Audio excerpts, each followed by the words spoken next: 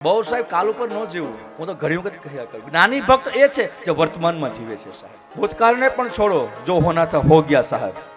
ભૂતકાળમાં કોઈ પણ ઘટના બની છે તમે હું બદલાવી નહીં શકીએ, એ સારી હોય કે નરસી હોય સાહેબ, એને છોડો. બીત ગઈ સો બાત ગઈ. અને ભવિષ્યની પણ વધારે ચિંતા ન કરો. કાલની બહુ વધારે ચિંતા કરવાની આદત પડી ગઈ છે કે કલ ક્યાં કરે કે કલ ક્યાં હોગા, છોડો.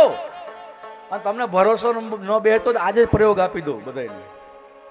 તમને ભરોસો છે, તમે બધા કાલનું નક્કી કરીને બેઠા છો, કાલે તમે જે નક્કી કર્યું છે પ્રમાણે થવાનું છે. આમાં કેટલા લોકો માને છે કે અમે જે નક્કી કાલે જે કર્યું એ પ્રમાણે થશે?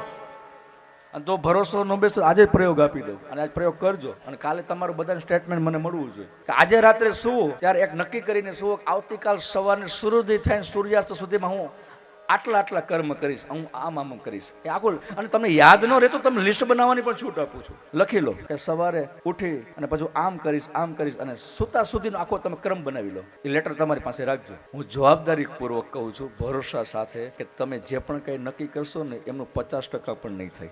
જો આપણે આવતીકાલ નક્કી કરતા હોય એનું જો એટલું ન થતું હોય તો હવે વિચાર કરો, આપણે તો વર્ષો પછીના પ્લાનિંગ કરીને બેઠા છીએ સાહેબ. જ્ઞાની ભક્ત એ છે જે વર્તમાનમાં જીવે છે સાહેબ.